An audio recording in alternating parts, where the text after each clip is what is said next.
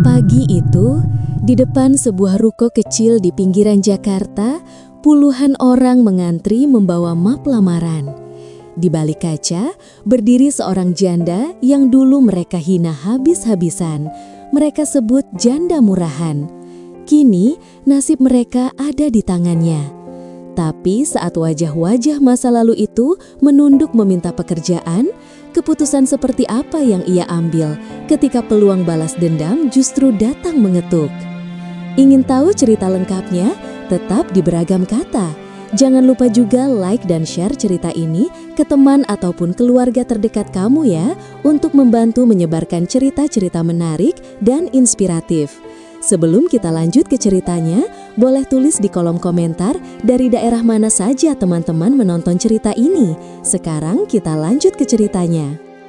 Pagi itu, gang sempit di pinggiran Jakarta terasa lebih ramai dari biasanya.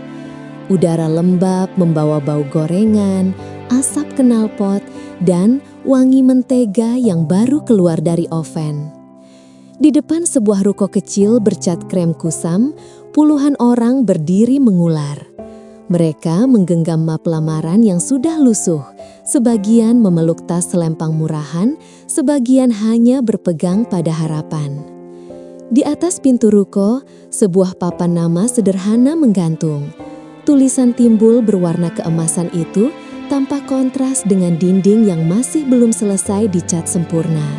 Dapur Rasa Rani, Homemade Bakery and Catering. Tulisan kecil di bawahnya, menerima pesanan dan membuka lowongan kerja. Di balik kaca bening, seorang perempuan berkerudung abu-abu muda berdiri mengular keluar. Wajahnya pirus, kulitnya tidak sebening iklan, namun bersih dan lembut. Ada garis halus lelah di sudut matanya, tapi sorotnya jernih.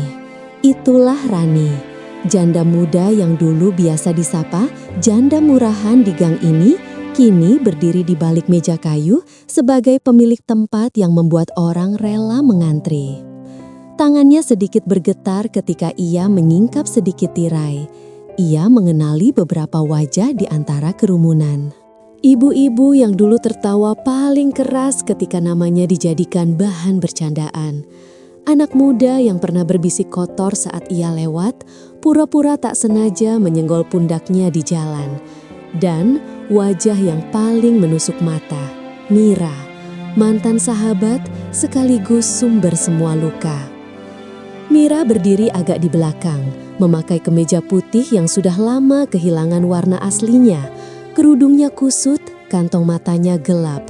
Ia menggenggam map plastik biru dengan jemari yang dulu lincah menari di layar ponsel, menyebar gosip.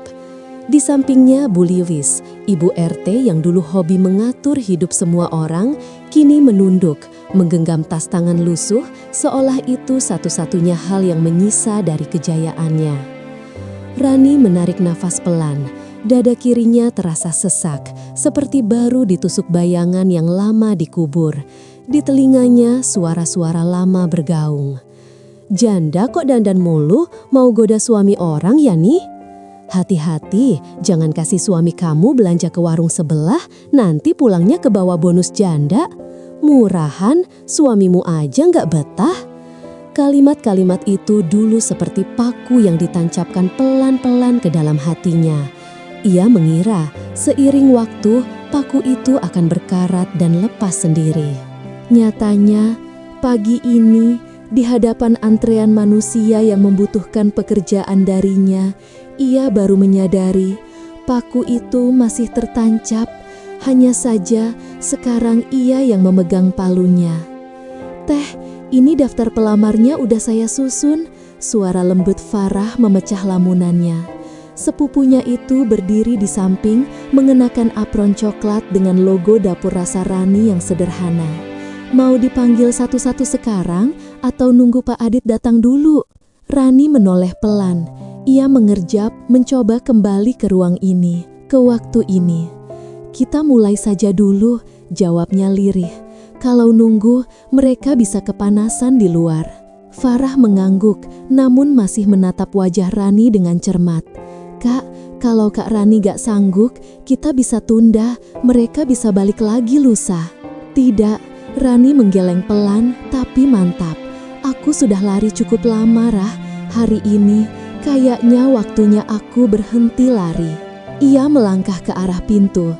Setiap langkah terasa berat, seperti menyeret masa lalu yang enggan dilepas. Tangannya meraih gagang pintu kaca. Dari balik refleksi, ia melihat dirinya sendiri. Dulu, di kaca yang sama, ia melihat seorang janda yang tampak putus asa, menatap hidup yang seakan menutup semua pintu. Sekarang, ia melihat seorang pemilik usaha kecil yang tangguh, meski luka-luka lamanya belum seluruhnya sembuh. Ketika pintu dibuka, suara gaduh di luar mendadak mereda. Orang-orang menoleh, beberapa membetulkan kerudung, yang lain mengelap keringat di dahi. Mata-mata yang dulu menyipit sinis, kini menatap dengan campuran malu dan harap. "Assalamualaikum," suara Rani keluar pelan, tertahan emosi. "Waalaikumsalam," sahut mereka, tak serentak tapi cukup untuk membuat udara terasa bergetar. Pandangan Rani tersapu ke kiri, lalu ke kanan, sampai akhirnya bertemu dengan mata Mira. Sejenak, waktu seolah berhenti. Di mata itu, dulu ia pernah menemukan kehangatan, tawa, dan rasa aman. Kini, yang ia lihat hanya ketakutan dan penyesalan yang canggung. Mira menunduk cepat, seolah berharap tanah akan membelah dan menelannya. Rani mengecap bibirnya yang mendadak kering. "Terima kasih sudah datang dan melamar bekerja di dapur rasa Rani," ucapnya, suaranya lebih tegas dari yang ia duga. "Kita akan panggil satu persatu sesuai daftar." Ia menoleh ke Farah yang sudah berdiri di samping, membawa papan nama. "Kita mulai dari nomor 1, kata Rani." Farah mengangguk, tetapi sebelum menyebut nama pertama, ia berbisik pelan di telinga Rani. "Kak, ini kan momen yang dulu kakak takut banget bakal terjadi, tapi dalam versi yang beda. Kalau nanti kakak kebawa emosi, gak apa-apa, aku di sini." Rani tersenyum tipis. "Justru itu yang aku takutkan, Rah," jawabnya dengan napas tertahan. "Aku takut kali ini saat aku punya kuasa, aku jadi seperti mereka." Mata Rani kembali ke kerumunan. Di antara wajah-wajah yang menanti, ia bisa melihat bayangan dirinya sendiri bertahun-tahun lalu. Berdiri membawa tas lusuh, berharap seseorang memberikan kesempatan tanpa bertanya terlalu banyak tentang masa lalu. Jari-jarinya menggenggam ujung apron, mencoba menimbang antara sakit hati yang belum lunas dan tanggung jawab baru yang ada di tangannya. Di ujung antrean, suara bayi menangis pelan di gendongan seorang perempuan muda yang tampak kelelahan. Rani menatap lekat. Di dalam tangisan itu, ia mendengar sesuatu yang ia kenal, rasa takut kelaparan. Di dalam dada, pertarungan kecil dimulai. Hari ini, semua orang datang membawa lamaran. Tapi tanpa mereka sadari, Rani pun membawa semacam lamaran. Lamaran kepada dirinya sendiri, untuk memilih, menjadi cermin dari orang-orang yang dulu menyakitinya, atau memutus lingkaran yang sama sekali tidak adil. Farah menyebut nama pertama. Rani menarik nafas panjang. Namun sebelum wawancara dimulai, sebuah suara di kepalanya berbisik pelan, mengundang bayangan yang sudah lama ia kubur. Dulu, sebelum papan nama itu ada, sebelum oven pertamanya menyala, sebelum orang-orang ini berdesak-desakan di depan rukonya, ia hanyalah Rani, janda yang baru saja kehilangan segalanya, berdiri sendirian di depan rumah petak yang pengap, dengan tatapan-tatapan yang menelanjangi tiap langkahnya. Beberapa tahun sebelumnya, gang yang sama terasa jauh lebih sempit. Bukan karena bangunannya, tapi karena tatapan manusia yang menekan dari segala arah. Dinding-dinding rumah petak yang lembab seolah punya mata. Setiap jendela yang sedikit terbuka selalu menyisakan bayangan seseorang yang mengintip, menilai, lalu menghilang. Rani baru seminggu kembali ke kampung itu setelah pemakaman Saka, suaminya. Di tangannya sebuah kardus berisi sisa pakaian dan beberapa piring plastik. Harta terakhir yang bisa ia selamatkan setelah kontrak rumah di kawasan industri tidak bisa diperpanjang. Pabrik tempat Saka bekerja bangkrut dan kemudian kecelakaan itu datang terlalu cepat. Ia melangkah pelan menghindari genaman air di depan rumah-rumah yang menempel rapat. Kerudung hitamnya menutupi sebagian wajah pucat. Matanya bengkak, tapi ia berusaha menegakkan kepala. Meskipun setiap langkah terasa seperti menginjak serpihan kaca. Itu Rani ya?" Suara seorang perempuan terdengar di ujung gang. Rani kenal betul suara itu. Mira. Dulu, Mira adalah teman satu bangku di SMA. Mereka tertawa di kantin, bergantian mengerjakan PR, saling bercerita tentang lelaki pertama yang membuat jantung berdebar. Saat Rani menikah dengan Saka, Mira adalah orang yang duduk paling depan, menatap dengan mata berkaca-kaca. Rani sempat berbisik, "Suatu hari kamu juga ya?" Mereka berpelukan sambil tertawa. Tapi hari itu, tawa masa lalu terasa seperti mimpi yang sulit diingat jelas. Mira berdiri di depan warung kecilnya, menenteng tas belanja.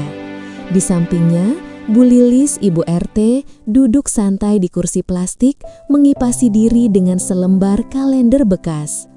"Rani," Mira menyebut namanya dengan nada ragu, sejenak tampak ingin memeluk, namun tatapannya melirik cepat ke arah Bu Lilis. Hanya butuh 1 detik, pandang itu berubah menjadi sesuatu yang asing. "Baru balik ya?" Rani tersenyum kaku. "Iya Mir, sementara numpang di rumah emak dulu, barangnya gak seberapa." Ia mengangkat sedikit kardus di tangannya sebagai penjelasan yang tidak diminta siapapun. "Oh," Bu Lilis menyelutuk, bibirnya menyungging ke atas tanpa benar-benar tersenyum. "Suaminya sudah gak ada, balik lagi ke sini. Ya sudah, yang sabar ya Neng Rani. Hidup kan memang kadang suka berbalik arah." Kata-kata itu terdengar seperti simpati di permukaan, tapi di telinga Rani ada nada lain. Seperti seseorang yang menonton drama dari jauh sambil menikmati kejatuhan tokoh utama. "Insya Allah Bu," jawab Rani pelan. Ia hendak melanjutkan langkah, namun suara Mira menahannya. "Nanti kalau perlu bantuan apa-apa, bilang saja ke aku ya Ni," kata Mira, suaranya sedikit terlalu keras, seolah sengaja ingin didengar orang lain. "Tapi hati-hati juga ya, sekarang kamu sendiri. Kampung ini kan sempit, mata orang suka lebih tajam dari CCTV." Beberapa kepala di sekitar mereka mulai menoleh. Rani merasakan tengkuknya memanas. Ia memaksa tersenyum. "Maksud kamu?" Mira tertawa kecil, menutup mulut dengan ujung kerudang. "Iya, kamu tahu sendirilah, janda muda, manis, sendirian. Suami-suami orang kan banyak yang lewat sini. Aku sih percaya kamu baik, tapi belum tentu semua orang mikirnya begitu." Bu Lilis menyambung.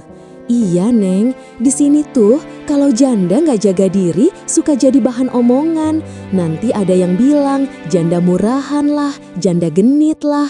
Padahal mah belum tentu, tapi ya namanya juga mulut orang." Rani membeku. Kata itu jatuh begitu saja ke udara. Janda murahan. Bukan ditujukan langsung, tapi melayang di antara mereka, menempel di kulitnya.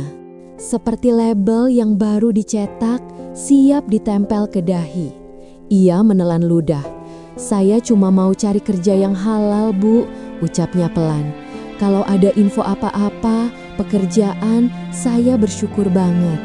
"Kerja? Ya kerja yang benar ya," celetuk seorang ibu yang baru saja keluar dari gang sebelah, membawa ember cucian. "Bukan kerja yang memanfaatkan status janda." Tawa kecil meletup di udara.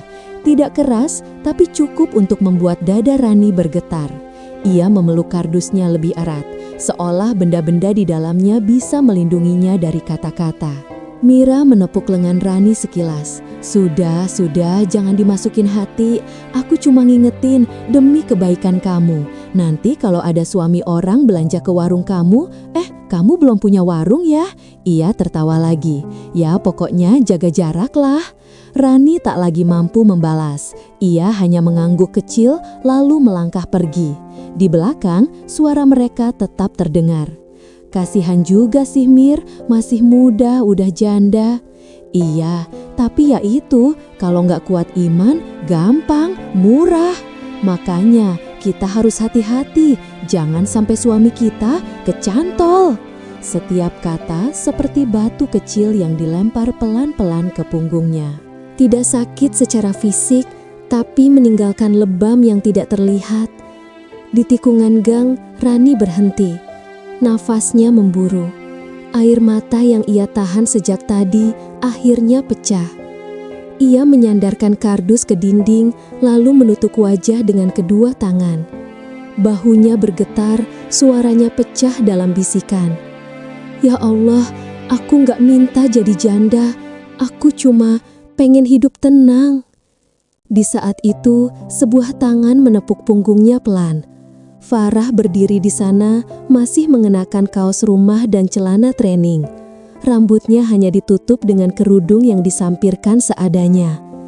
"Kak," Farah memeluk Rani tanpa banyak tanya. "Aku dengar tadi, mereka memang gitu, tapi kakak lihat aku ya, aku nggak percaya satupun omongan itu." Rani terisak di bahu Farah. "Mereka panggil aku janda murahan, Rah. Padahal aku cuma lewat. Farah mengusap punggungnya, berusaha menyalurkan ketenangan yang bahkan ia sendiri belum sepenuhnya punya. Mereka nggak panggil kakak, mereka cuma ngomong di udara. Kita yang memutuskan mau percaya apa enggak. Tapi semua orang dengar, Rani memprotes, suaranya nyaris seperti anak kecil.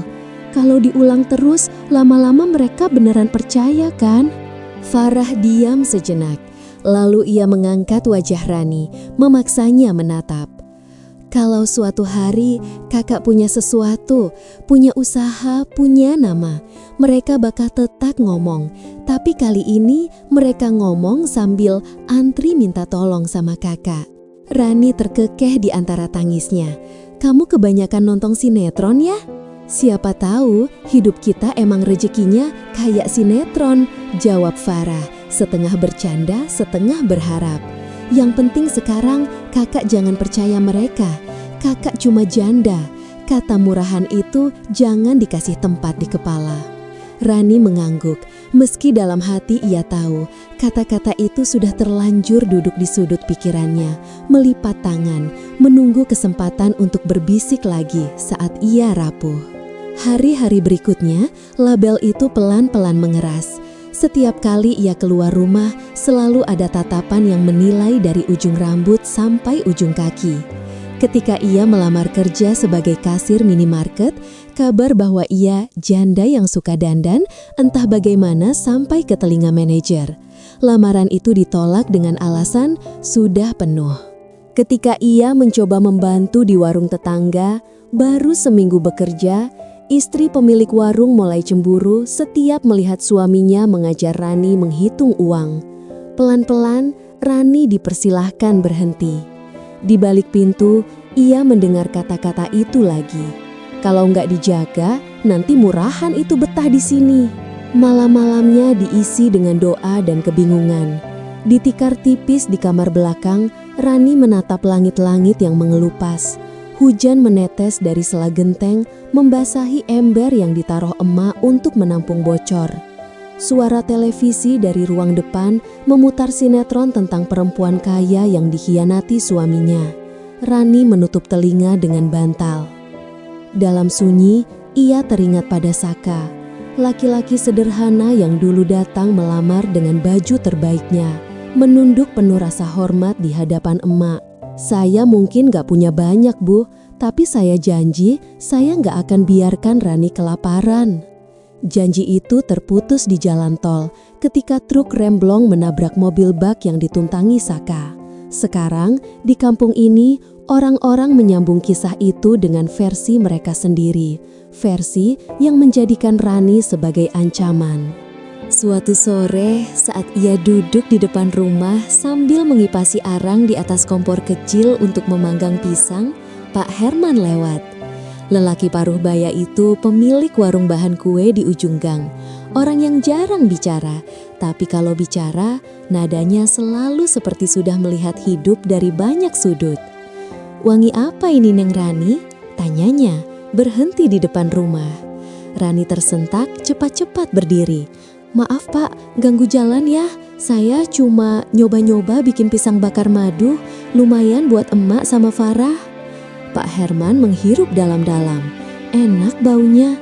Ia menata piring plastik yang berisi beberapa potong pisang bakar dengan topping sederhana. "Boleh saya coba satu?" "Loh Pak, ini kan belum tentu enak.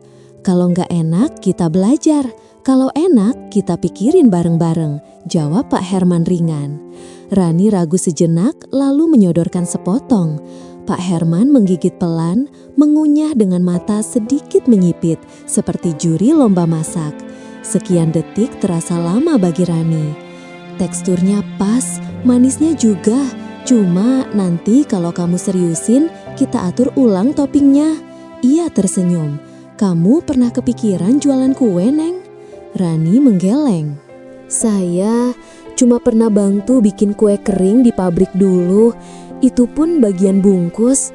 Saya nggak yakin." "Jangan biarkan suara orang-orang di kampung ini menentukan suara di kepala kamu," potong Pak Herman tenang, seolah tahu apa yang berkecamuk di dalam. "Kalau mereka bilang kamu murahan, itu karena mereka belum lihat harga sebenarnya. Kadang emas jatuh di selokan, orang kira itu besi tua." Rani menelan ludah. Kata-kata itu menghangatkan tapi juga menakutkan. "Pak, orang-orang di sini mereka nggak suka saya. Mereka lihat saya aja seakan saya ganggu rumah tangga mereka, padahal saya cuma lewat." "Mereka takut sama sesuatu yang mereka nggak mengerti," jawab Pak Herman. "Mereka lihat janda muda, otomatis pikirannya kemana-mana. Kalau kamu cuma diam, mereka rasa itu pembenaran. Kalau kamu kerja, punya usaha, dan kamu jaga diri, suatu hari mereka bakal terpaksa lihat kamu dari kacamata baru. Entah suka, entah enggak, tapi mereka harus lihat." Rani menatap pisang-pisang di piringnya. Sesuatu yang kecil, manis, panas, tapi bisa mengenyangkan. "Kalau saya coba jualan kue-kue kecil di depan rumah, Pak, kira-kira ada yang beli?" Pak Herman tertawa lirih. "Kalau enak dan kamu ikhlas, selalu ada yang beli. Dunia ini gak sejahat itu, Neng. Cuma dunia suka ribut, jadi yang baik kadang tenggelam." Sore itu, di tengah bau arang dan pisang bakar, sebuah benih kecil ditanam di hati Rani. Benih yang belum ia tahu suatu hari akan tumbuh menjadi ruko kecil dengan papan nama yang membuat orang mengantri. Tapi benih jika ditanam di tanah yang penuh luka tak akan tumbuh tanpa pergolakan. Di ujung gang, suara Mira kembali terdengar, bercampur dengan tawa beberapa ibu-ibu. Katanya sekarang dia jualan juga. Wah, janda murahan naik kelas, jadi janda dagangan nih. Tawa meletup. Rani memejamkan mata sejenak, membiarkan bau pisang bakar menutupi bau kata-kata itu. Ia belum tahu bagaimana caranya melawan. Ia hanya tahu ia tidak ingin selamanya berjalan dengan kepala tertunduk. Di masa depan, di depan ruko yang sedang ia bangun pelan-pelan bersama Farah dan dengan bantuan seseorang yang tak ia sangka, orang-orang yang sama akan berdiri mengantri, menunggu giliran dipanggil oleh perempuan yang dulu mereka tempelkan label murahan di dahinya. Dan ketika hari itu datang, pertanyaan terbesar bukan lagi apakah mereka menyesal, melainkan Rani akan menjadi siapa ketika ia akhirnya punya kuasa untuk membalas. Malam itu, beberapa minggu setelah percakapan tentang pisang bakar, dapur kecil di rumah emak berubah menjadi laboratorium sunyi. Kompor satu-satunya menyala, panci-panci kecil berjejer, dan aroma margarin bercampur gula mengambang di udara pengap gang sempit pinggiran Jakarta. Rani berdiri di depan meja kayu yang mulai miring, tangannya belepotan adonan. Emak tertidur di kamar, Farah merapikan baju-baju cuci di ruang depan. Hanya bunyi sendok beradu dengan mangkuk dan detik jam dinding yang menemani. Kalau salah lagi, besok kita nggak punya uang buat beli bahan, gumam Rani pelan. Suaranya hampir tak terdengar, seolah takut mengganggu malam. Ia menakar tepung dengan teliti, mengingat pelan-pelan cara kerja dulu di pabrik kue. Berapa lama mixer menyala, seberapa lembut adonan yang dianggap siap.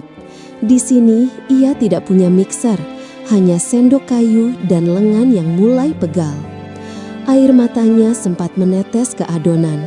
Ia buru-buru menghapusnya dengan punggung tangan. Jangan sampai asin, ia memaksa diri bercanda lirih pada dirinya sendiri. Farah muncul di pintu dapur, bersandar di kusen.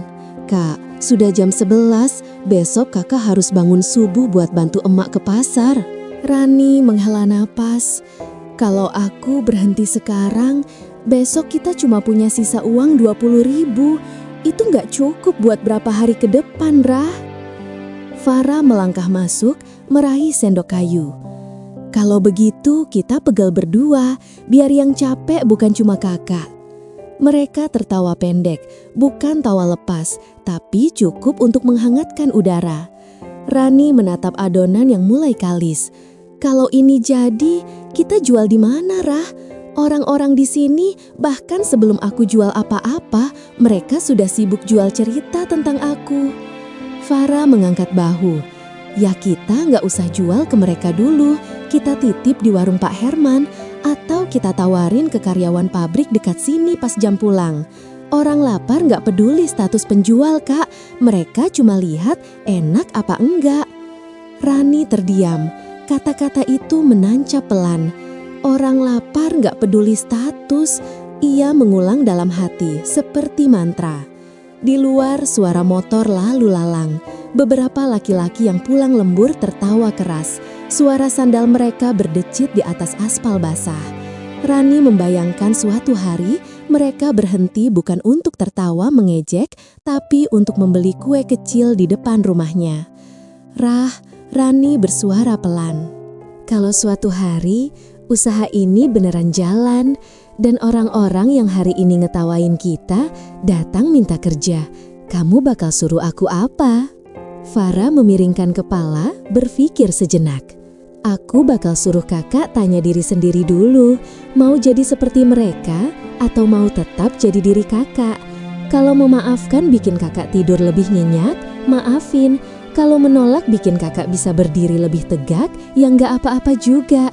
Yang penting jangan balas dendam cuma buat kelihatan menang." Rani menghela napas panjang.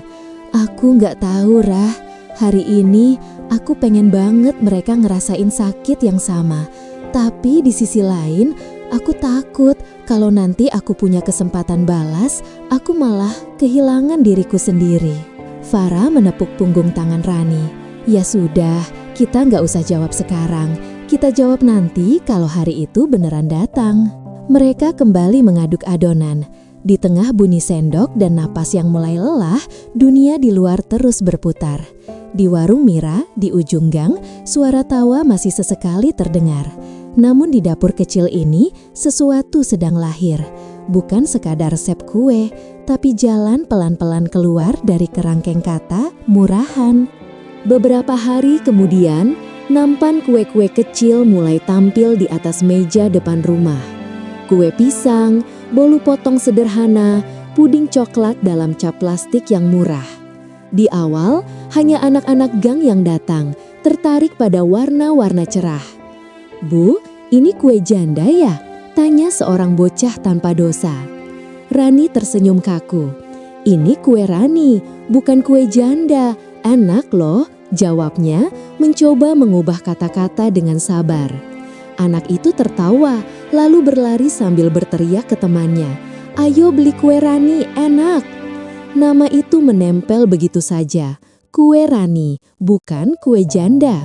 Untuk pertama kalinya setelah sekian lama, Rani merasa namanya diucapkan tanpa racun di ujungnya. Namun, di balik kaca jendela warung Mira, sepasang mata mengawasi. Mira melihat anak-anak itu berlarian dengan plastik kue di tangan. Bibirnya mengerucut, jari-jarinya mengetuk meja. "Mulai dagang ya," gumamnya pelan. "Kita lihat saja sampai sejauh mana." Pagi di hari Sabtu itu, kampung tampak lebih ramai. Anak-anak bermain sepeda, pedagang sayur berteriak menawarkan dagangan, dan lagu dangdut pelan mengalun dari radio tua di warung depan. Di antara semua itu, meja kecil di depan rumah emak menjadi titik baru yang mengundang pandang. Kue-kue berjejer rapi, ditutup plastik bening dengan harga ditulis di kertas kecil. "1.000 dapat 2, Bu," seru Rani kepada seorang ibu muda yang lewat membawa tas belanja. Senyumnya hangat meski jantungnya berdebar. Ini hari pertama ia benar-benar berani memanggil orang. Ibu itu berhenti menatap kue dengan ragu. "Ini buatan sendiri?" "Iya, Bu, kalau nggak enak besok saya ganti," jawab Rani cepat. "Anak-anak suka pisang keju kan?" Si ibu tersenyum kecil. "Ya sudah, saya coba, 10.000 ya." Saat uang berpindah tangan, Rani merasakan sesuatu yang berbeda. Bukan hanya kertas dan kue, ada sedikit kepercayaan di sana. Dan rasa itu membuat dadanya hangat. Namun, di seberang gang, Mira berdiri di depan warungnya memperhatikan dengan tatapan sulit dibaca. Sejak pagi, ia sudah melihat beberapa orang mampir ke meja Rani sebelum ke warungnya. Penjualan gorengan di warungnya sedikit berkurang. "Mir, itu kue Rani laku juga ya," komentar seorang ibu yang sedang membeli minyak. Mira tersenyum tipis. "Iya, namanya juga baru. Orang kan suka penasaran sama yang baru. Apalagi yang jual janda muda, ada bonus pemandangan." Ibu itu terkekeh menutup mulut. Kamu ada-ada saja. Tapi ya, aku juga agak gimana ya. Suami aku kalau lewat depan rumahnya, aku suka nggak tenang. Makanya jangan dikasih lewat situ, suruh muter lewat gang belakang, jawab Mira, nada bercandanya menyimpan sesuatu yang dingin. Percakapan semacam itu menyebar lebih cepat dari aroma kue.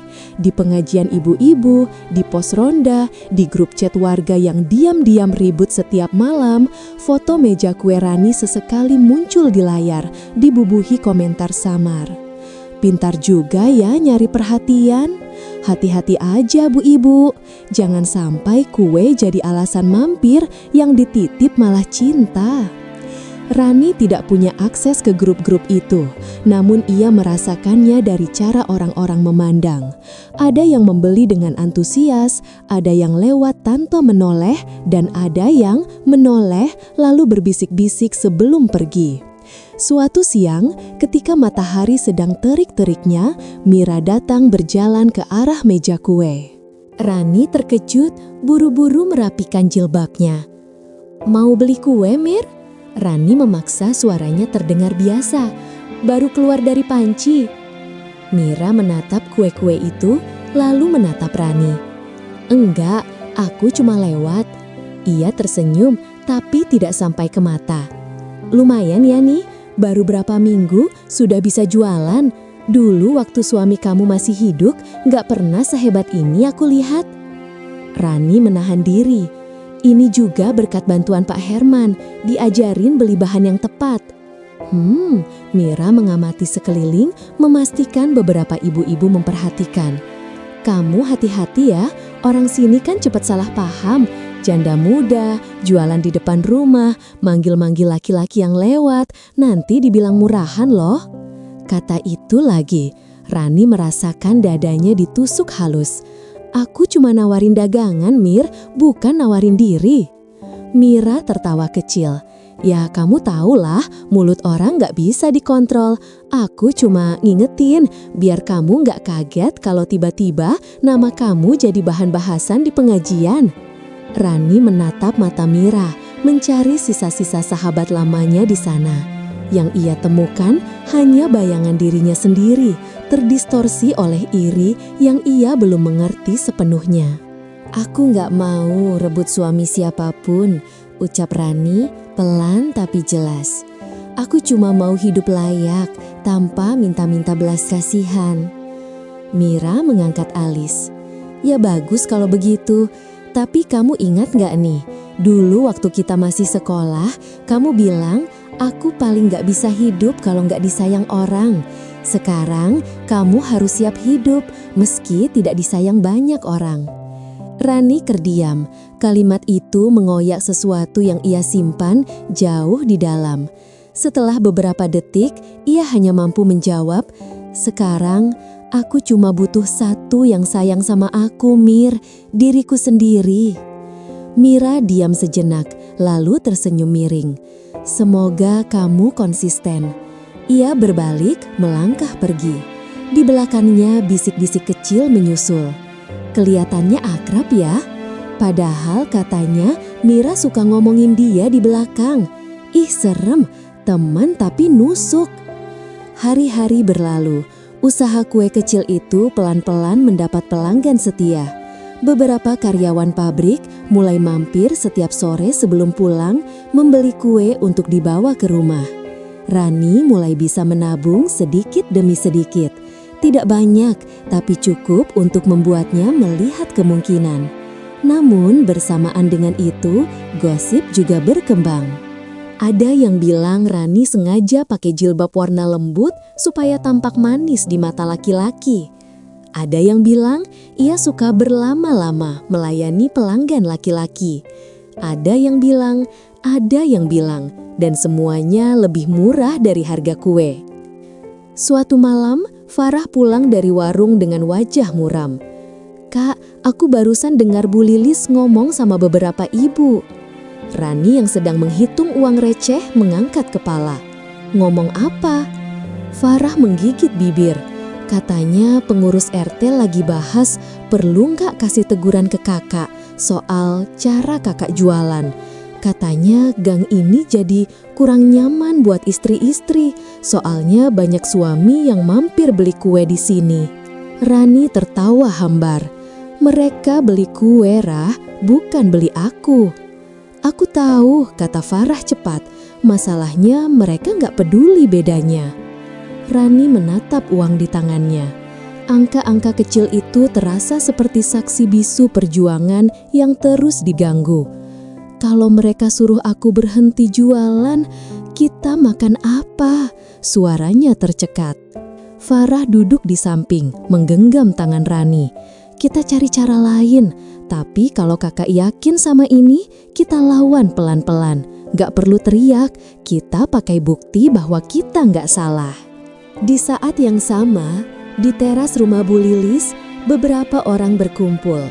Lampu kuning menggantung redup, teh manis tersaji di meja. Topik malam itu bukan tentang keamanan lingkungan atau iuran sampah. Topik itu lagi-lagi tentang Rani. "Kalau dibiarkan, nanti jadi kebiasaan," kata Bu Lilis, mengibaskan kipas kecil. "Hari ini jualan kue, besok siapa tahu jualan yang lain." Seorang ibu menyela, ragu. "Tapi Bu, setahu saya dia cuma jual kue. Saya pernah beli, enak kok, gak ada yang aneh." Bu Lilis melirik. "Ibu belum lihat chat di grup ya? Ada yang bilang suaminya pernah dianggapin sama Rani waktu beli kue. Senyum-senyum manis katanya." Seseorang menghela napas. "Janda muda, kalau nggak dikasih batas, nanti laki-laki yang kebablasan Bu. Makanya saya usul kita kasih teguran baik-baik," ujar Bu Lilis mantap. "Supaya dia ingat tempat, di kampung ini janda harus tahu diri."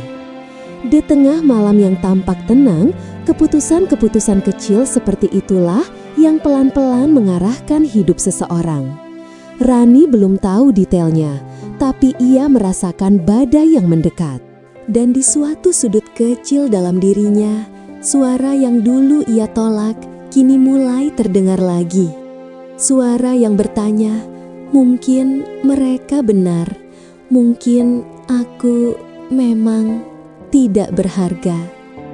Suara itulah yang suatu hari nanti harus ia hadapi ketika orang-orang yang sama berdiri mengantri kerja di depan rukonya.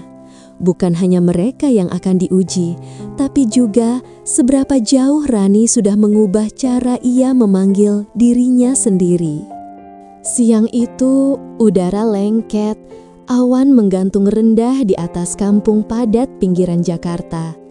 Rani baru saja menutup wadah kue terakhir ketika terdengar ketukan di pintu, cepat dan berulang, seperti orang yang datang membawa perkara.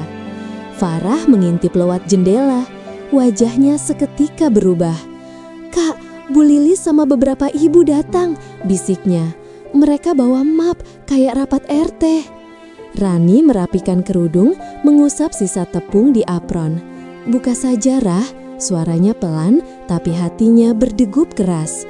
Pintu dibuka, di depan Bu Lilis berdiri dengan senyum tipis yang tidak menghangatkan siapapun. Di belakangnya ada dua ibu lain yang sering Rani lihat berbisik di pengajian. "Assalamualaikum," sapa Bu Lilis. "Waalaikumsalam," Rani menjawab, berusaha menahan gemetar. "Silahkan masuk, Bu." Mereka duduk di ruang tamu sempit di sofa yang kainnya sudah agak pudar. Di dinding, foto almarhum Saka tergantung miring. Rani sempat melirik seolah meminta kekuatan. "Begini, Neng Rani," Bu Lilis membuka pembicaraan, tangannya merapikan map di pangkuan. "Sebagai pengurus lingkungan, saya punya tugas menjaga ketertiban dan kenyamanan warga." Rani mengangguk pelan. "Iya, Bu. Kalau ada kurang dari saya, mohon diberitahu." Bu Lilis bertukar pandang dengan ibu di sebelahnya. "Akhir-akhir ini ada beberapa keluhan yang masuk ke saya," lanjutnya, "soal aktivitas di depan rumah Neng Rani." Farah menegakkan punggung. "Aktivitas jualan kue maksudnya, Bu?" "Ya, itu salah satunya," jawab Bu Lilis. "Bukan jualannya sebenarnya, tapi cara jualannya. Ada ibu-ibu yang merasa nggak nyaman karena suami mereka sering mampir ke sini. Katanya dilayani dengan terlalu ramah." Kata ramah diucapkan dengan nada yang membuatnya terdengar seperti menggoda. Rani merasakan wajahnya memanas. "Saya cuma senyum dan tawarkan kue, Bu," Rani menjelaskan hati-hati. "Saya juga jaga jarak, saya nggak pernah." "Memang kamu merasa nggak pernah," potong salah satu ibu. "Tapi persepsi orang beda-beda, apalagi status kamu. Ya, kamu tahu sendiri, janda muda." Farah menarik nafas tajam. "Bu, dengan segala hormat, jualan di depan rumah nggak dilarang peraturan RT kan? Kita nggak ribut, nggak ganggu jalan, cuma taruh meja kecil." Bu Lilis mengangkat tangan, seolah menenangkan. "Saya paham, makanya saya datang baik-baik. Saya cuma minta, kalau bisa jangan terlalu sering manggil-manggil laki-laki yang lewat. Kalau mau jualan, ya fokus ke ibu-ibu dan anak-anak saja, biar nggak timbul fitnah." Fitnah, kata itu menggema di kepala Rani. Sejak kapan beban untuk mencegah fitnah sepenuhnya ditaruh di pundaknya? "Jadi solusinya apa, Bu?"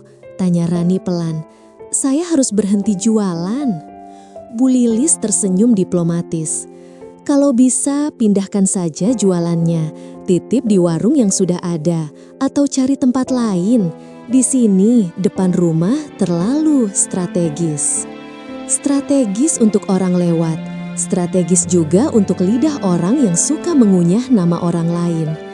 Rani menunduk, jari-jarinya meremas ujung rok.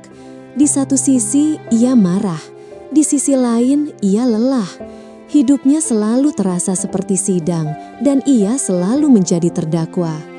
"Bu," suara Rani bergetar, tapi ia paksa tetap keluar. "Waktu suami saya meninggal, nggak banyak yang datang nanya saya makan apa. Sekarang waktu saya berusaha cari uang halal, malah disangka yang tidak-tidak."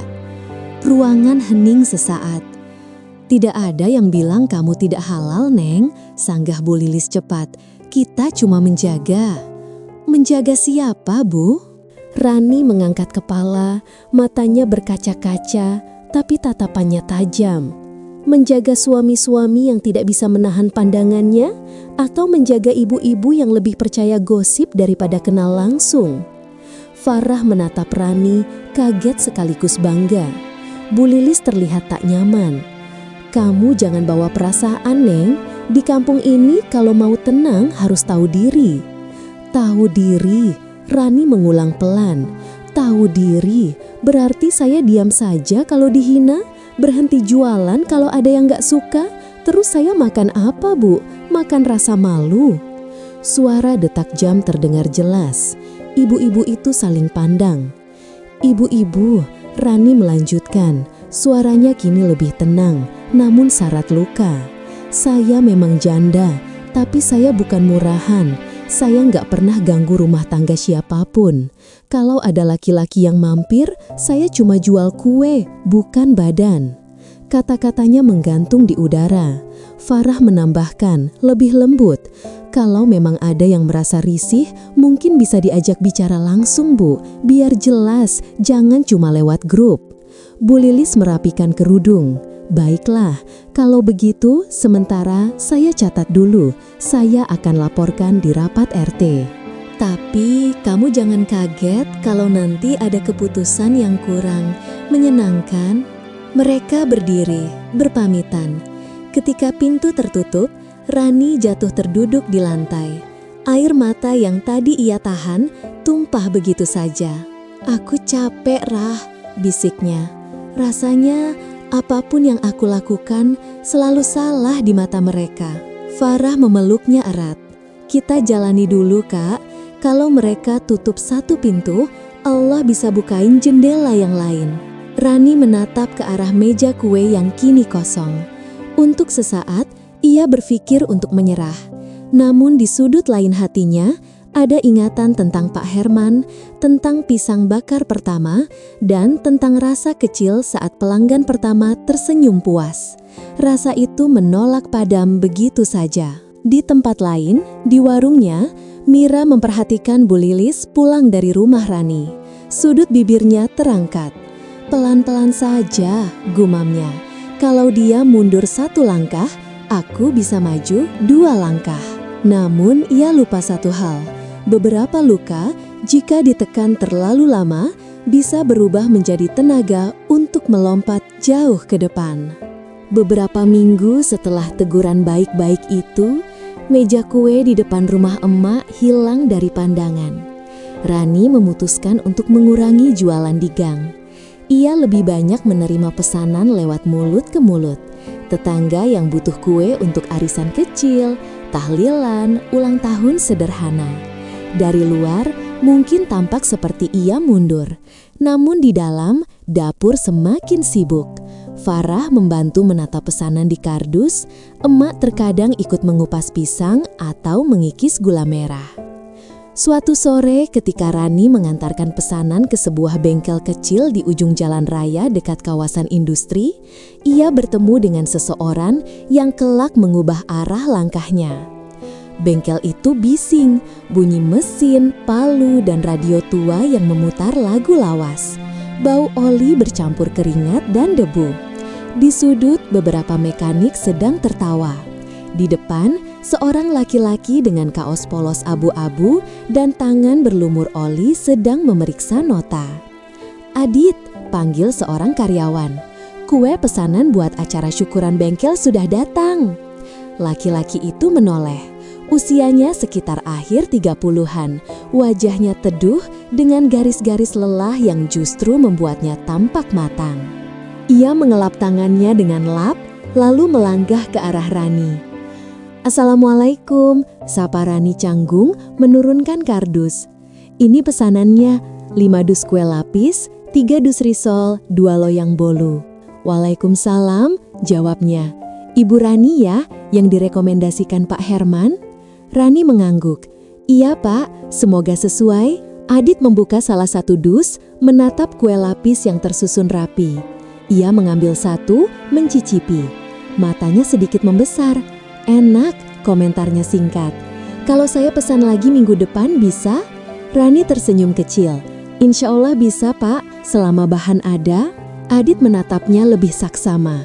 Warungnya di mana? Kok saya baru dengar? Rani menelan ludah. Bukan warung, Pak, cuma jualan dari rumah di gang kecil pinggir kampung. Jadi ya tidak kelihatan. Ah, Adit terkekeh.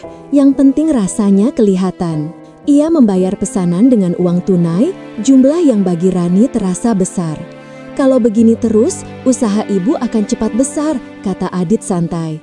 Bengkel saya sering ada acara, kue-kue seperti ini bakal sering dibutuhkan. Rani mengangguk, hatu-hatu menjaga harapan. Terima kasih, Pak, kalau cocok tolong kabarkan ke yang lain juga. Adit mengangguk. Sebelum Rani pergi, ia bertanya, Ibu jalan kaki ke sini? Iya, Pak, gak terlalu jauh. Biar saya antar pulang sekalian ambil udara. Ia menepuk motor di sampingnya. Gak apa-apa kan? Rani spontan menggeleng cepat. Tidak usah, Pak. Terima kasih. Saya kurang nyaman dibonceng laki-laki yang bukan mahram. Adit terdiam sejenak, lalu mengangguk pelan dengan senyum tipis. Baik, maaf, saya nggak sensitif. Dunia saya cuma oli dan mesin, kadang lupa aturan halus begitu. Rani buru-buru mengklarifikasi, takut terkesan menghakimi. Saya cuma di kampung, orang-orang suka salah paham. Saya lagi berusaha hidup tenang, takut jadi bahan omongan lagi. Lagi? Adit mengangkat alis. Rani menatap ujung kardus. Ya, status saya sudah cukup jadi bahan. Adit tidak bertanya lebih jauh, namun di matanya terlihat sekilas rasa ingin tahu bercampur empati. Kalau begitu, lain kali saya pesan saya saja yang ambil ke rumah, ujarnya.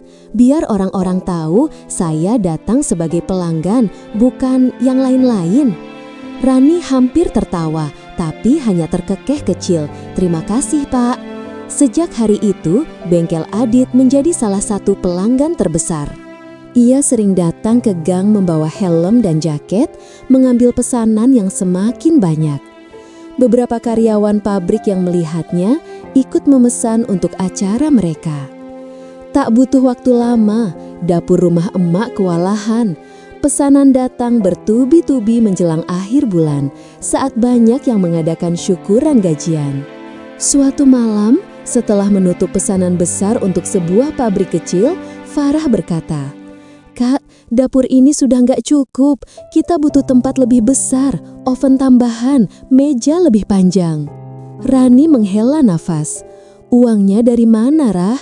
Tabungan kita saja baru cukup untuk perbaiki genteng bocor. Farah menggigit bibir. Gimana kalau kita ajak Adit jadi partner? Dia kan sering lihat langsung. Dia tahu potensi usaha ini. Rani mengerutkan kening. Minta bantuan laki-laki lagi? Nanti orang bilang apa? Farah menatap tajam.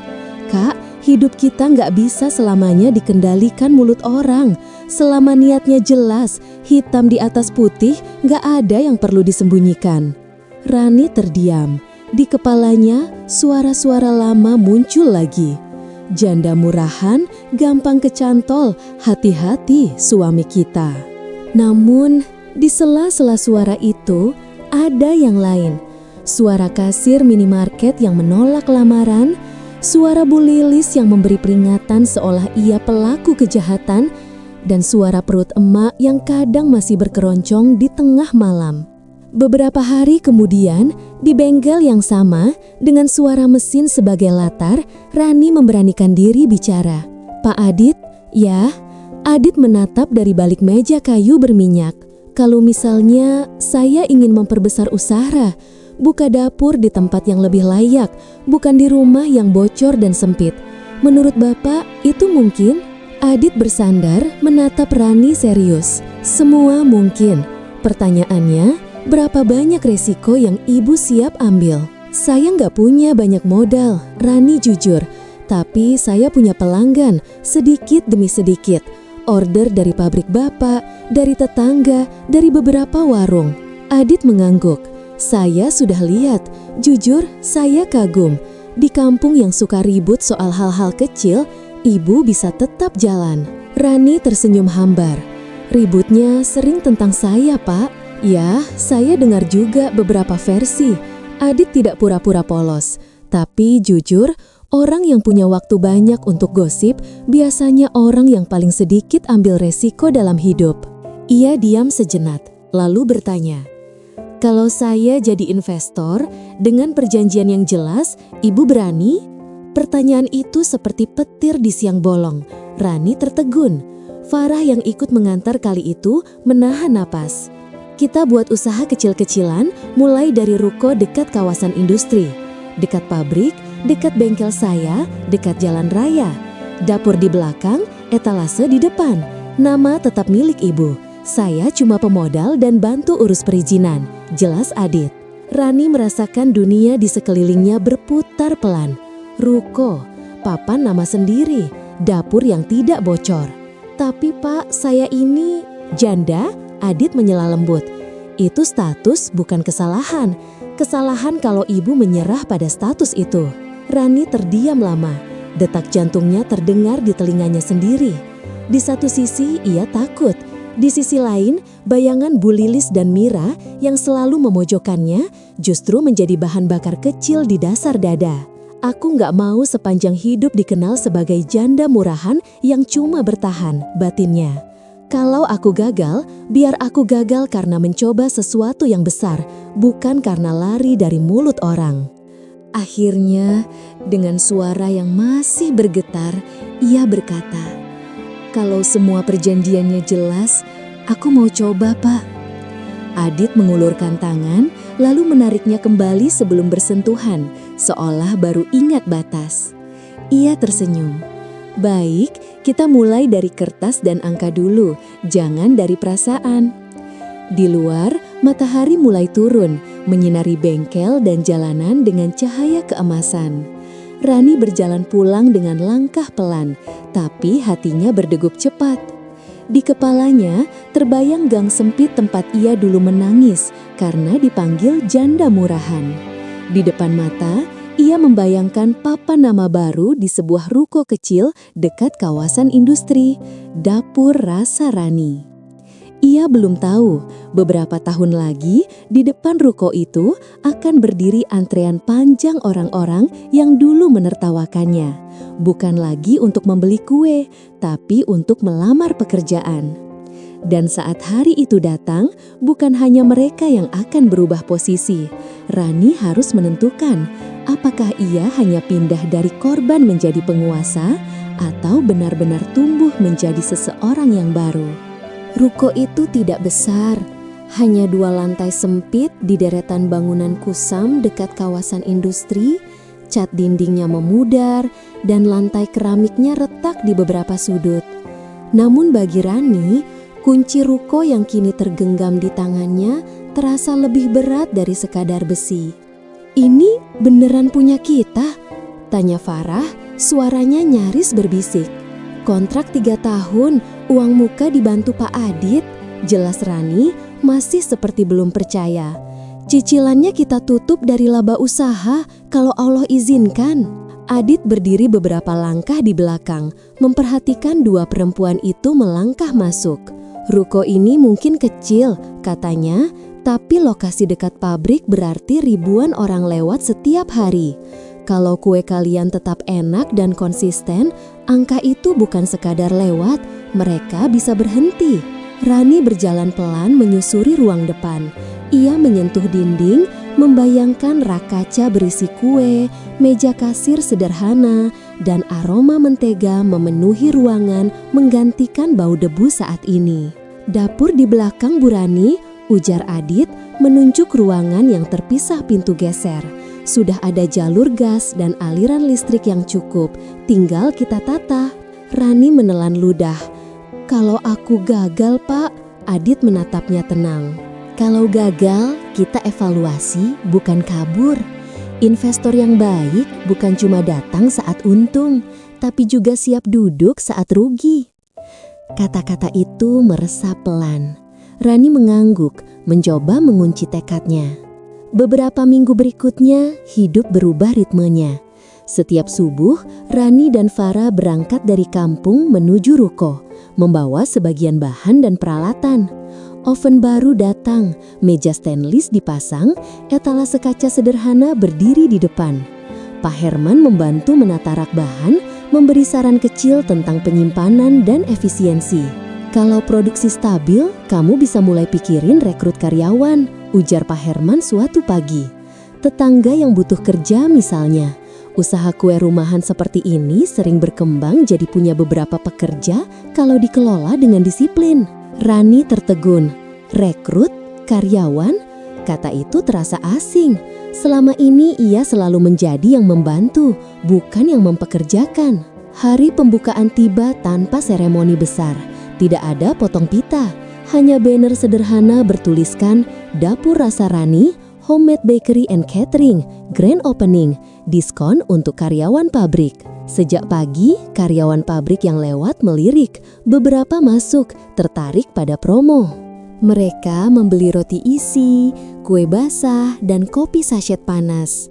Rani berdiri di belakang etalase, apron coklat membalut tubuhnya, kerudungnya rapi, senyumnya tulus tapi masih menyimpan gugup. "Bu, ini enak banget, bolunya lembut," komentar seorang perempuan pekerja pabrik. "Besok saya bawa teman-teman ya." Rani mengangguk, matanya hangat. "Terima kasih Mbak, ditunggu besok." Hari-hari berlalu dan ruko kecil itu semakin ramai. Pesanan catering mulai berdatangan dari kantor-kantor kecil di sekitar kawasan industri. Rani dan Farah sering pulang larut, kelelahan, tapi dengan hati yang lebih ringan. Sementara itu, di kampung, meja depan rumah emak sudah lama kosong. Beberapa ibu-ibu bertanya, "Rani kok jarang kelihatan ya?" Mira menjawab ringan, katanya sudah punya ruko, ya syukurlah biar nggak jualan di depan suami-suami kita lagi. Namun, di balik kata-kata itu, ada rasa tak nyaman yang ia sendiri enggan akui.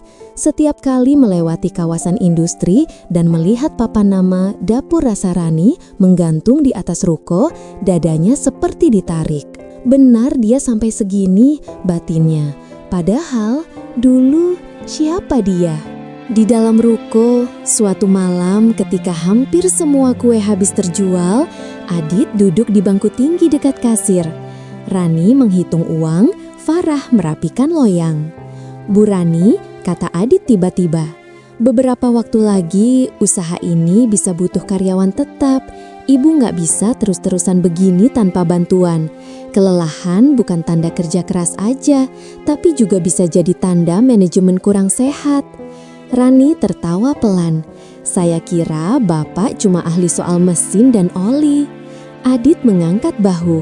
"Mesin, usaha, prinsipnya sama.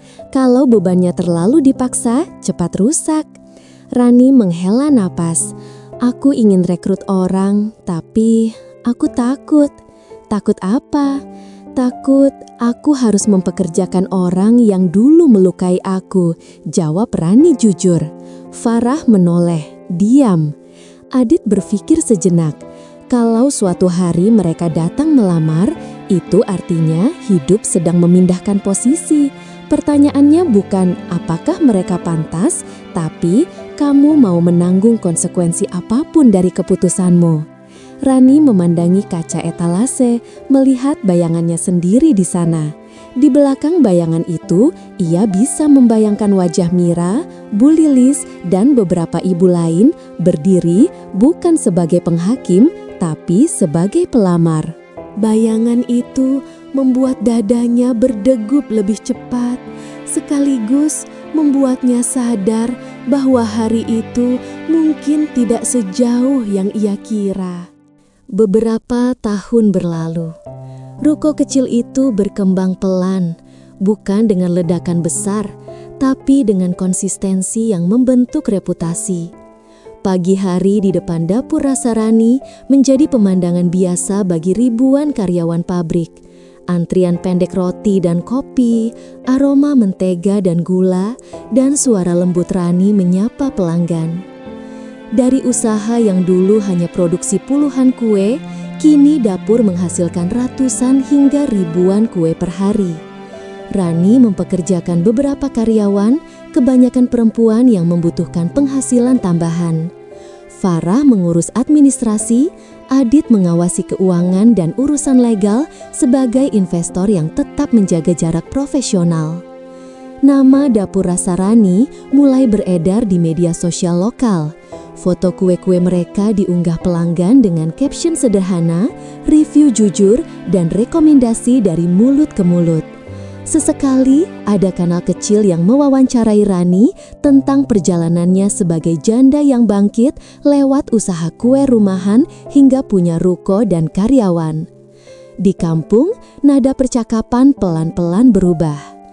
Rani itu kuat juga ya. Dulu kita kira nggak bakal kemana-mana. Anak tetangga saya kerja di rukonya. Katanya Rani baik banget sama karyawan. Ah, kamu lupa dulu dia. Tapi ya, rejeki orang siapa yang tahu. Bu Lilis mulai jarang mengangkat nama Rani di rapat RT. Bukan karena rasa salah, tapi karena topik itu sudah tak lagi membawa tepuk tangan yang sama seperti dulu. Sementara Mira, warungnya sepi, suaminya terjerat hutang kecil yang tidak pernah benar-benar lunas. Suatu malam di dapur ruko, ketika semua karyawan sudah pulang, Rani duduk sendirian.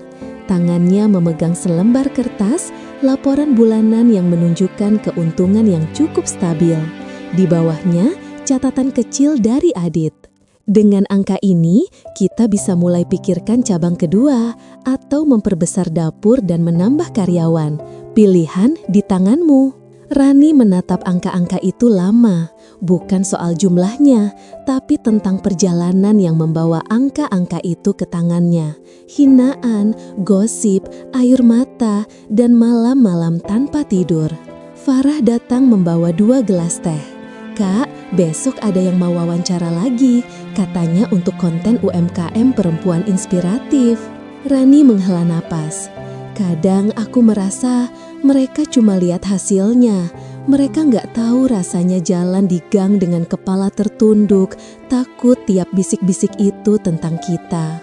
Kalau mereka tahu, apa itu akan mengurangi rasa sakit dulu? Tanya Farah lembut. Rani tersenyum tipis. Mungkin tidak, tapi setidaknya ada yang bisa belajar dari itu. Bahwa mulut yang enteng melempar kata bisa membunuh pelan-pelan. Ia menatap keluar jendela ruko. Malam itu, lampu-lampu pabrik masih menyala. Truk-truk melintas dan di kejauhan, arah ke kampungnya tampak gelap. Rah, menurut kamu, kalau suatu hari mereka datang, minta kerja di sini, aku harus apa? Farah menarik nafas panjang. Pertanyaan itu bukan pertama kali muncul, tapi kali ini terasa lebih dekat, lebih nyata. Aku nggak bisa jawab hitam putih, Kak, ucapnya akhirnya. Yang aku tahu, dunia berputar. Dulu kita di bawah, sekarang kita sedikit lebih tinggi. Mungkin nanti kita di tempat lain lagi. Yang penting, sewaktu kita lagi di atas, jangan injak kepala orang hanya karena kita pernah diinjak. Rani mengangguk pelan. Aku takut, Rah. Takut kalau ketemu wajah-wajah itu, semua luka lama keluar lagi. Dan aku jadi kejam. Farah menatapnya lekat. Kalau kamu kejam, ingat saja. Kamu pernah benci orang yang kejam padamu. Malam itu, Rani pulang lebih larut dari biasanya. Gang kampung masih sama sempitnya. Dinding masih lembab, suara TV dari rumah-rumah masih berisik. Bedanya, sekarang tatapan sebagian orang pada Rani sudah berubah. Ada yang menyapa ramah, ada yang setengah malu, ada yang diam. Di depan warung Mira yang kini catnya mengelupas, Rani melambat. Mira sedang menutup warung, mengangkat kursi ke dalam. Tatapannya sekilas bertemu dengan Rani. Pulang malam terus sekarang? Komentar Mira, suaranya datar. Usaha lagi ramai, jawab Rani pelan. Alhamdulillah. Mira mengangguk kecil lalu berkata, baguslah, biar kamu gak perlu cari perhatian di kampung ini lagi. Kalimat itu masih tajam, tapi kali ini tidak menembus sedalam dulu. Rani hanya tersenyum samar. Sekarang yang cari aku bukan kampung ini, Mir, pelanggan. Ia berlalu sebelum Mira sempat membalas. Di belakang punggungnya, Mira menggenggam gagang pintu lebih erat. Rasa campur aduk berputar di dadanya. Iri, malu, takut, marah. Namun yang paling keras adalah rasa kehilangan. Kehilangan kendali atas cerita yang dulu ia buat tentang Rani. Beberapa bulan setelah malam itu, sebuah pengumuman kecil dipasang di kaca depan dapur rasa Rani. Lowongan kerja, staf dapur, dan kasir. Diutamakan perempuan dari sekitar lingkungan. Kirim lamaran langsung ke Roko atau email. Rani menatap pengumuman itu lama. Di balik kaca, bayangannya sendiri terlihat. Tidak lagi seperti janda yang dipatahkan gosip, tapi sebagai seseorang yang suka atau tidak memiliki kuasa baru. Ia tahu dengan pengumuman kecil itu, lingkaran hidup sedang bersiap menutup satu putaran. Orang-orang dari masa lalunya mungkin akan datang, membawa map lamaran, menawarkan tenaga dan waktu mereka. Dan pada hari ketika mereka berdiri mengantri di depan rukonya, semua pertanyaan yang selama ini ia tunda akan menuntut jawaban. Rani belum tahu apakah ia akan membalas, memaafkan, atau memilih jalan di antaranya. Yang ia tahu, saat pintu ruko itu dibuka, bukan hanya mereka yang melamar pekerjaan. Ia pun melamar versi dirinya yang ingin ia pilih untuk sisa hidupnya. Pagi itu, gang sempit di pinggiran Jakarta kembali ramai. Namun bukan warung kecil atau pos ronda yang menjadi pusat perhatian.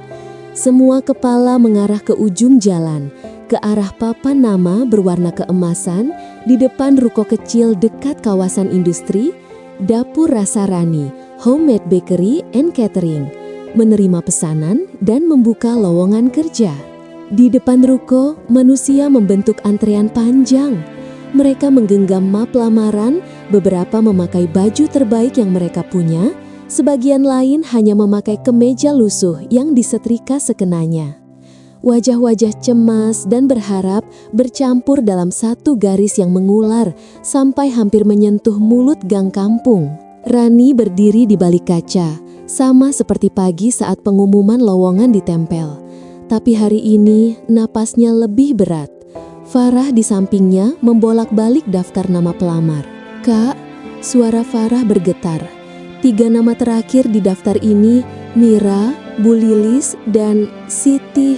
Ibu yang dulu paling sering kamu dengar manggil kamu janda murahan di belakang. Rani memejamkan mata sejenak. Nama-nama itu seperti pintu yang dibuka paksa ke masa lalu, ke depan rumah emak yang lembab, ke pengajian yang penuh bisik-bisik, ke warung Mira yang selalu punya cerita baru tentang dirinya. Bajunya mereka, Farah melongok keluar. Mira kelihatan lebih kurus, warungnya sepi katanya.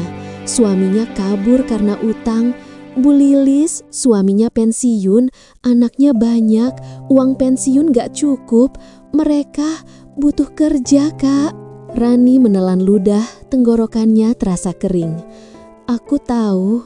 Pertanyaannya, sambing Farah pelan, "Kamu siap ketemu mereka, bukan lagi sebagai korban?" Rani tidak menjawab, ia hanya menatap refleksi dirinya di kaca. Di sana, ia melihat perempuan berusia awal 30-an dengan garis lelah di mata, tapi juga ada sesuatu yang dulu tidak ada. Kewibawaan kecil yang lahir dari bertahan ketika dunia menyeretnya jatuh. "Panggil satu-satu sesuai daftar," ucap Rani akhirnya. "Termasuk mereka." Farah mengangguk meski sorot matanya masih ragu. Ketika pintu ruko dibuka, seperti di masa kini bab 1, suara di luar mendadak mengecil. Rani melangkah ke depan, apron coklatnya rapi, kerudung abu-abu muda membingkai wajahnya. "Assalamualaikum," suaranya lembut namun jelas. "Waalaikumsalam," sahut antrean seperti gumaman panjang yang putus-putus. "Terima kasih sudah datang melamar kerja di Dapur Rasa Rani," lanjut Rani. "Hari ini kita akan melakukan wawancara singkat. Mohon bersabar menunggu giliran." Saat ia berbicara, matanya bertemu beberapa pandang. Ada yang malu, ada yang berbinar penuh harap.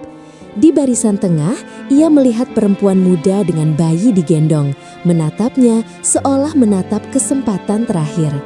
Di belakang, sedikit tersembunyi, Mira dan Bu Lilis berdiri kaku. Mira memeluk map plastiknya erat-erat. Jemarinya yang dulu lincah mengetik gosip di ponsel, kini gemetar. Bu Lilis menyembunyikan tangan di balik tas lusuh, seolah takut ketahuan bahwa kuku-kukunya tak lagi berlapis kuteks mahal. Rani menarik nafas panjang. Di dalam dadanya, dua suara bertarung. Satu berkata, "Ini waktumu, buat mereka merasakan sakit yang sama." Suara lain berbisik, "Kalau kamu jadi seperti mereka, semua perjuanganmu hanya berputar di tempat yang sama." "Farah," kata Rani pelan, "kita mulai dari yang paling depan. Jangan lompat daftar. Adil itu dimulai dari hal kecil." Satu persatu pelamar masuk. Rani menanyai mereka dengan pola sederhana. Pengalaman kerja, alasan melamar, dan kesiapan bekerja dengan jam panjang. Banyak yang ia terima. Bukan karena kasihan, tapi karena kebutuhan usaha dan kesediaan orang-orang itu untuk belajar. Namun setiap nama yang terpanggil membuat antrean di luar makin pendek, hingga tinggal beberapa orang di belakang. Di antara mereka, ada dua bayangan dari masa lalu yang belum ia hadapi. Di suatu titik, Farah berbisik, "Setelah yang ini, giliran Mira." Jantung Rani seperti terhenti sesaat. Ia menggenggam ujung meja, mencoba menstabilkan napas. "Baik," jawabnya. "Kita tetap pakai pertanyaan yang sama." Dalam hatinya, ia tahu pertanyaan yang sesungguhnya jauh lebih rumit dari formulir lamaran. "Pelamar berikutnya, Mira," panggil Farah dari pintu. Suaranya terdengar sedikit serak. Langkah sendal Mira terdengar pelan mendekati meja wawancara. Rani duduk di balik meja, di depan tumpukan formulir dan segelas air putih. Farah berdiri di samping, menjadi saksi sekaligus penyangga jika emosi meledak. Mira duduk di kursi seberang. Untuk pertama kalinya setelah sekian tahun, mereka bertatapan tanpa kaca warung atau kerumunan di antara mereka. Garis wajah Mira berubah, tidak lagi setegas dulu. Ada lelah dan kecemasan yang menggerogoti. "Terima kasih sudah datang, Mir," buka Rani pelan. Mira mengulum bibir. "Aku," suaranya serak. "Aku yang harusnya bilang begitu nih. Terima kasih masih mau lihat lamaranku." Hening beberapa detik. Rani menatap map plastik di tangan Mira.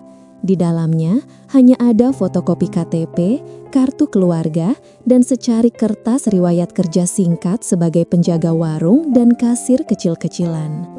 "Pengalaman kerja?" tanya Rani, mencoba menjaga format wawancara.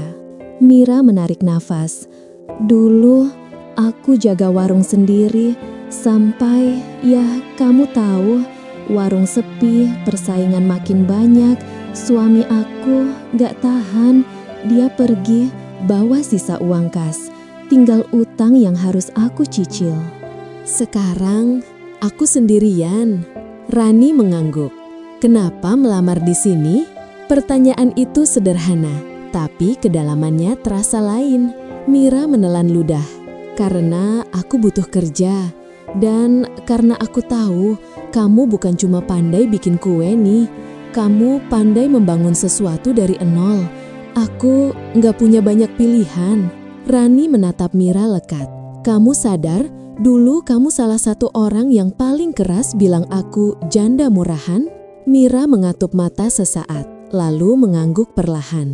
"Iya, waktu itu aku pikir kalau aku nggak ikut ngomong, aku yang bakal dianggap aneh. Dan aku iri nih. Kamu, meskipun hidupmu berat, selalu dapat perhatian. Dari Saka, dari orang-orang, bahkan dari gosip. Sementara aku cuma penjaga warung kecil yang hidupnya gitu-gitu saja. Jadi kamu melindungi diri dengan merusak aku?" Suara Rani lirih, namun terkendali. Mira menunduk. Air mata jatuh ke pangkuannya. Iya, dan itu kebodohan terbesar aku. Farah mengamati dengan rahang mengeras. Dalam pikirannya terputar semua kejadian dulu. Cara Mira tertawa sambil menyebut janda murahan. Cat-cat di grup yang membuat Rani menangis di malam hari. "Kamu tahu nggak?" lanjut Rani pelan. "Kata-kata kamu dulu bikin aku takut keluar rumah. Bikin aku merasa mungkin aku memang murahan. Sampai aku malu lihat diri sendiri di kaca." Mira mengusap air mata kasar-kasar. "Aku tahu nih, terlambat, tapi aku tahu. Setiap kali aku lihat papan nama rukomu, aku ingat semua yang aku bilang dan aku berharap bisa mundur dan tutup mulut. Tapi waktu gak bisa diputar." Rani diam lama. Jam dinding berdetik pelan. Di luar, antrian berdesir gelisah. "Aku gak datang ke sini minta kamu lupa," kata Mira lagi. "Aku cuma minta kesempatan untuk bayar sebagian salahku. Bukan dengan kata-kata, tapi dengan kerja. Kamu berhak nolak. Kamu punya semua alasan di dunia ini untuk bilang tidak." Rani menatapnya, lalu memandang ke tangan sendiri. Tangan yang dulu gemetar mengaduk adonan, kini memegang kendali atas nasib orang yang pernah menghancurkannya. Dalam hati, bayangan-bayangan bermunculan. Dirinya yang menangis di sudut gang, suara Bu Lilis yang mengomando perempuan lain, wajah emak yang khawatir, suara artikel yang pernah ia baca tentang bagaimana stigma terhadap janda bisa menghancurkan harga diri perempuan dan membuat mereka terisolasi.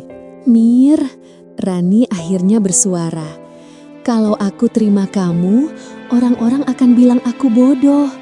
Kalau aku tolak kamu, orang-orang akan bilang aku kejam. Tapi untuk pertama kalinya dalam hidupku, aku tidak mau lagi ambil keputusan berdasarkan omongan orang." Mira mengangkat kepala, matanya penuh air.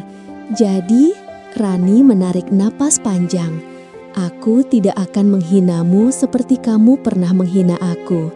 Aku tidak akan memanggilmu murahan meski sekarang kamu sama rapuhnya seperti aku dulu. Tapi aku juga tidak berkewajiban menyelamatkanmu dari semua konsekuensi pilihanmu." Mira terdiam, nafasnya tertahan. "Aku belum bisa kerja bareng kamu di dapur yang sama," lanjut Rani jujur. "Lukanya masih terlalu dekat ke permukaan. Kalau aku paksa, aku takut tiap hari aku lihat kamu, aku ingat lagi rasa sakit itu, dan aku berubah jadi orang yang sinis. Usaha ini butuh ruang yang bersih." Mata Mira berkaca-kaca, namun ia mengangguk. "Jadi, kamu menolak?" Rani menatap lurus. "Untuk sekarang, bukan karena kamu janda, bukan karena kamu miskin, tapi karena aku sedang belajar menjaga diriku sendiri, dan kamu harus belajar berdiri tanpa menjadikan aku sebagai bukti bahwa kamu sudah berubah." Mira memejamkan mata. Air mata jatuh lebih deras. Namun kali ini tidak ada drama yang berlebihan, hanya keheningan yang menerima pukulan. "Terima kasih karena kamu jujur," ucapnya pelan. "Terima kasih, kamu gak balas dengan kata-kata yang dulu aku pakai." Ia berdiri pelan. Sebelum keluar, ia menatap Rani sekali lagi. "Aku harap suatu hari kalau kita ketemu lagi, luka ini sudah gak setajam sekarang." Rani hanya mengangguk. Ketika pintu menutup, Farah menghembuskan nafas yang entah dari kapan ia tahan. "Kak, kamu yakin?" "Tidak," jawab Rani lirih. "Tapi untuk pertama kali, aku memilih yang membuatku bisa tetap tidur malam ini." Setelah Mira, giliran Bu Lilis. Perbincangan mereka lebih singkat, lebih kaku, tapi mengandung ironi yang sama. Perempuan yang dulu mengajaknya tahu diri, kini duduk dengan kepala lebih tertunduk dari sebelumnya, menjelaskan tentang anak-anak yang butuh makan dan uang pensiun yang tidak cukup. Rani tidak memberinya jawaban final saat itu. Ia hanya berkata, "Saya akan pikirkan dan hubungi nanti, Bu." bukan dari dendam, tapi karena ia butuh waktu untuk memisahkan penilaian terhadap mantan hakim sosial itu dengan kebutuhan usaha yang nyata. Di akhir hari, ketika antrian habis, Rani duduk di kursi. Tubuhnya lelah, jiwanya lebih lelah lagi. Farah menyodorkan segelas air. "Kamu tadi luar biasa," kata Farah. "Tidak," Rani menggeleng pelan. "Aku cuma berusaha tidak jadi versi paling buruk dari diriku sendiri." Dalam keheningan ruko, Rani menyadari satu hal. Ternyata yang paling berat bukan ketika dipanggil janda murahan, tapi ketika harus memastikan ia tidak mengulang pola yang sama dengan nama berbeda. Malam turun pelan di kawasan industri. Lampu ruko dapur rasa Rani sudah diredupkan, karyawan pulang, dan suara pabrik mulai berkurang. Rani duduk sendirian di dalam, memandangi kursi-kursi kosong dan etalase yang hampir habis isinya. Di meja berjajar beberapa map lamaran yang diterima hari itu. Di antaranya ada map milik perempuan muda dengan bayi di gendongan, map seorang janda lain yang ditinggal suaminya tanpa nafkah, map pemuda putus sekolah, dan map kosong bekas lamaran Mira yang belum lama tadi ia kembalikan tanpa tanda tangan. Adit masuk membawa 2 gelas kopi. "Wawancaranya berat?" tanyanya pelan. Rani tersenyum miring. "Lebih berat dari ngangkat 2 karung gula." Adit duduk di seberang, menatap tumpukan map. "Beberapa nama saya kenal, ada yang dulu saya dengar paling keras bersuara tentangmu." "Dunia sempit, Pak," jawab Rani. "Apalagi kalau lingkungannya suka gosip, nama orang gampang keliling." Adit mengangguk. "Dan hari ini lingkungan itu datang padamu bukan sebagai hakim, tapi sebagai pemohon. Gimana rasanya?" Rani menatap keluar kaca ke jalanan yang mulai lengang. Rasanya bukan puas, lebih seperti Allah lagi bilang, "Ini, lihat, lingkaran hidup berputar. Sekarang kamu diuji, bukan mereka saja." Adit mengaduk kopinya. "Kamu tadi menolak Mira." Rani mengangguk. "Kamu marah?" "Kenapa saya harus marah?" Adit balik bertanya. "Usaha ini didirikan bukan cuma pakai uang saya, tapi pakai air mata dan harga dirimu. Keputusan-keputusan moral seperti itu mandatnya di kamu." Rani menghela napas. "Aku takut ada sebagian orang yang bilang aku pendendam, tapi kalau aku terima dia, aku takut rasa sakitku berubah jadi racun pelan-pelan. Aku nggak mau karyawan lain lihat aku memperlakukan dia beda dan belajar bahwa kekuasaan itu boleh dipakai buat balas dendam." Adit tersenyum samar. "Kadang menolak pun bisa jadi bentuk menjaga. Menjaga dia dari jadi objek balas dendammu, menjaga kamu dari jadi tiruan orang-orang yang kamu benci." Rani menatapnya. "Kamu nggak sekadar investor ya?" "Investor yang baik harus tahu modal terbesar dalam usaha seperti ini bukan hanya uang," jawab Adit pelan, "tapi juga hati orang yang menjalankan." Rani tertawa kecil, tawa yang kali ini tidak hambar, lebih seperti ucapan terima kasih dalam bentuk lain. "Malam ini," kata Adit, "kalau kamu boleh memanggil dirimu sendiri dengan satu kata, apa yang kamu pilih?" Rani terdiam lama. Ia mengingat semua label yang pernah ia dengar. Janda, murahan, lemah, penggoda, korban. Lalu ia mengingat label baru yang pelan-pelan muncul di sekitar ruko ini. Bos, pemilik usaha, ibu kos untuk para karyawan, Burani yang kuat. "Aku," suaranya pelan namun mantap, "lebih suka dipanggil berharga. Bukan karena usahaku besar, tapi karena aku akhirnya berhenti percaya pada kata murahan itu." Adit mengangguk. "Itu label yang mahal." Setelah Adit pulang, Rani membereskan berkas satu persatu. Ia memutuskan menerima beberapa pelamar baru, termasuk janda muda lain yang wajahnya mengingatkan pada dirinya sendiri beberapa tahun lalu. Ragu, takut, tapi menolak padam. Sebelum mematikan lampu, ia berdiri di depan kaca ruko seperti yang ia lakukan di pagi yang penuh antrean. Di luar, jalanan sepi, bayangannya sendiri menatap dari balik kaca. Dulu, kamu berdiri di depan kaca yang sama. Batinnya berbicara kepada diri sendiri yang lebih muda. Bedanya, waktu itu kamu percaya orang-orang yang memanggilmu murahan lebih dari kamu percaya pada Tuhan yang memanggilmu hamba. Ia mengangkat tangan, menyentuh kaca, seolah menyentuh tangan bayangan masa lalunya. Kalau bukan kamu yang menghargai dirimu nih, siapa lagi? Dalam kepala, suara-suara lama muncul lagi, tapi kali ini terdengar jauh, bukan sebagai penguasa, hanya sebagai gema. Di atas semua itu, mengapung suara artikel-artikel yang pernah ia baca tentang betapa beratnya beban stigma bagi perempuan janda, tentang bagaimana mereka sering dihakimi tanpa diberi ruang untuk berdiri lagi, tentang bagaimana diskriminasi bisa mematikan keberanian pelan-pelan. Rani menghela napas panjang. Mungkin, pikirnya, cara paling elegan membalas semua itu bukan dengan menjatuhkan mereka, tapi dengan membuktikan bahwa aku tidak serendah doa buruk yang mereka panjatkan diam-diam. Ia mematikan lampu. Papan nama di depan ruko tetap bersinar di terpal lampu jalan.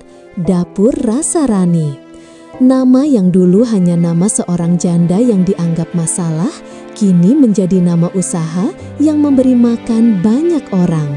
Di jalan pulang, melewati gang sempit yang dulu selalu membuatnya menunduk, Rani melangkah dengan kepala tegak. Beberapa orang menyapa, beberapa hanya diam. Mira duduk di depan rumahnya, menimang-nimang selembar kertas berisi iklan lowongan lain. Bu Lilis bercakap pelan dengan tetangga, suaranya tidak lagi sefatal dulu. Rani tidak berhenti menyapa mereka secara khusus malam itu, bukan karena sombong, tapi karena ia tahu ada luka yang butuh waktu duduk sendiri sebelum punya energi untuk berdiri dan menyalami masa lalu. Di kamar, sebelum tidur, ia menutup mata dan berdoa. Ya Allah, terima kasih sudah tunjukkan bahwa kata-kata manusia bukan akhir dari cerita. Kalau suatu hari aku lupa rasanya jadi direndahkan, tolong ingatkan supaya aku tidak jadi perendah yang baru. Ia tertidur dengan hati yang letih tapi lega. Lingkaran tidak benar-benar tertutup, masih ada pertanyaan yang menggantung. Apakah suatu hari ia akan bekerja berdampingan dengan mereka yang dulu menyakitinya? Apakah mereka benar-benar akan berubah? Apakah masyarakat akan menghentikan tradisi membunuh harga diri perempuan lewat kata janda? Namun Rani tidak lagi merasa harus menjawab semuanya sekarang. Karena malam itu, satu jawaban sudah cukup. Mereka boleh saja pernah memanggilnya janda murahan. Tapi hari ini ketika mereka mengantri mencari pekerjaan di rukonya, Rani sudah memutuskan satu hal yang tak bisa diambil siapapun. Di dalam dirinya sendiri, ia tidak lagi membenarkan panggilan itu. Dan mungkin dari situlah harga sejati seorang manusia mulai dihitung.